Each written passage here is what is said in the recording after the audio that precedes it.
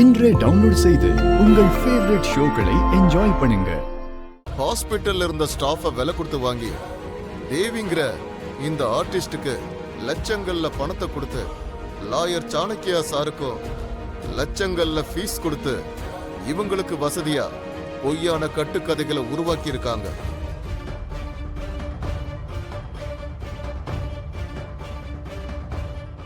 Lucky பாப்பா இந்த தேவிங்கிற பார்வதியின் நாடகமான இவங்களுக்கு பிறந்த குழந்தை இல்ல.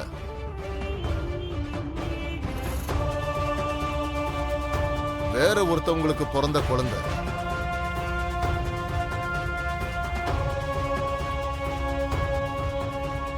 இவ யாருன்னு மித்ராவுடைய எஸ்டேட் மேனேஜர் பாஸ்கருக்கு மட்டும்தான் இது தெரியும்.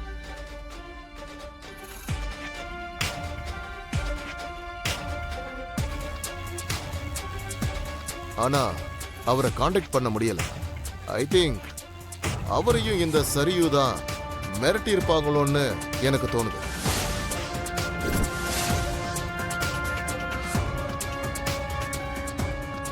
பிசினஸ்ல மித்ராவை தோற்கடிக்க முடியாம எமோஷனலா டவுன் பண்றதுக்காகத்தான் சரியூ இத பிளான் பண்ணி இவ்வளவு drama நடத்திருக்காங்க your honour.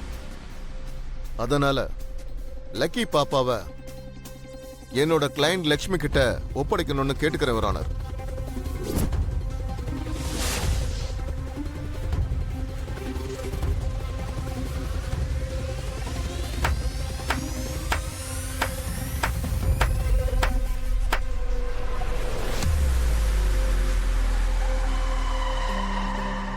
Well done mister Arjun.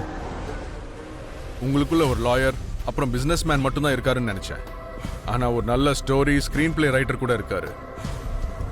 கொஞ்ச நேரத்திலேயே ஒரு சூப்பர் கட்டுக்கதையை உருவாக்கி சொல்லிட்டீங்க. இது கட்டுக்கதை இல்ல, இதுதான் உண்மை. எது உண்மை? சரியூ உங்களுக்கு ஸ்பான்சர் பண்ணது உண்மை இல்லையா? அவங்க பார்வதி இல்ல தேவிங்கிறது உண்மை இல்லையா? அவங்க அக்கௌண்ட்ல 10 லட்சம் ரூபாய் இருக்கிறது உண்மை இல்லையா? ஆமா, அதெல்லாம் உண்மைதான். ஆனா அது நீங்க நினைச்ச மாதிரி இல்ல. மை லார்ட், எதிர்த்தரப்பு வக்கீல் அவருக்கு கிடைச்ச ஏதோ ஒரு தேவையில்லாத சாட்சியங்களை வச்சு அது இந்த கேஸை சுக்குநூறா உடைக்கிற ஆதாரம் இருக்கிற மாதிரி ரொம்ப எக்ஸைட்மெண்டா வாதாட ஆரம்பிச்சுட்டாரு.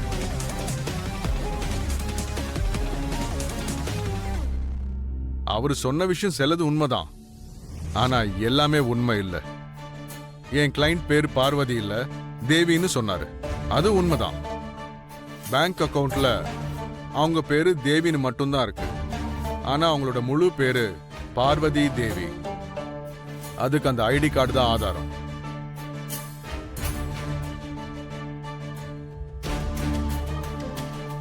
அப்புறம் சரியூ மேடம் எனக்கு ஸ்பான்சர் பண்ணாங்க. ஆனா அது மித்ரா மேல இருக்கிற பகையில இல்ல, பார்வதி மேல இருக்கிற பரிதாபத்துல.